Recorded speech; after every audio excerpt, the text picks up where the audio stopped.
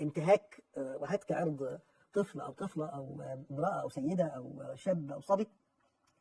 ودي حوادث شفناها وبتتكرر في مجتمعنا، وبتعلن أيضا هذه الحوادث وينشر عنها، وبعضها بنلاقيه كمان زي ما شفنا في حوادث سابقة بيتم في أماكن يعني فيها طابع من طابع ديني، وأماكن ملحقة ب يعني دور عبادة وما إلى ذلك. لما حدث ما حدث مع الطفل ياسين بارك الله فيه وفي والديه اختفى العلمانيون بطريقة غريبة، فهؤلاء الذين يبحثون عن أي فضيحة لشيخ أو منتقبة أصبحوا صم بكم عمي، فلم يجرؤ واحد منهم على الكلام. المهم خرج الأستاذ إبراهيم عيسى يتكلم بهدوء ويختار كلماته بعناية، ولم يتكلم على المجرم الثمانين الذي فعل ما فعل. لم يتكلم عن مديرة المدرسة ولا عن المدرسة ولا عن المسؤولين عنها، ولم يطالب بغلق مثل هذه المدارس كما كان يفعل مع الأزهر ولا أي شيء. هذا الذي خرج يطعن في الأزهر لمجرد أنه دخل صيدلية وجد الدكتور يقرأ القرآن لم يجرؤ الآن على الانتقاد، وإنما ظل يتكلم عن أنها فتنة وهناك من يريد إشعالها، وهذا عجيب. فالأستاذ إبراهيم استهزأ بالصلاة ولم يلتفت للفتنة، ساخر من الأذان ولم تهمه الفتنة، طعن في صحابة النبي صلى الله عليه وسلم كأبي هريرة وخالد بن الوليد مستندا لأحاديث موضوعة ولم يقل أنها فتنة، استضاف ملاحدة معادين للإسلام في برامجه تحت مسمى مفكرين ولم يشغل باله بالفتنة، قام بعمل مسلسلات وأفلام تطعن في الإسلام والمسلمين والمشايخ والعلماء ولم يقل أن هذا سيسبب فتنة. أم أنك تتناسى موضوع الفتنة عندما تطعن في المسلمين فقط؟ سبحان الله، كل يوم يمر وكل حادثة تحدث تكشف حقيقتكم للناس، فالحمد لله.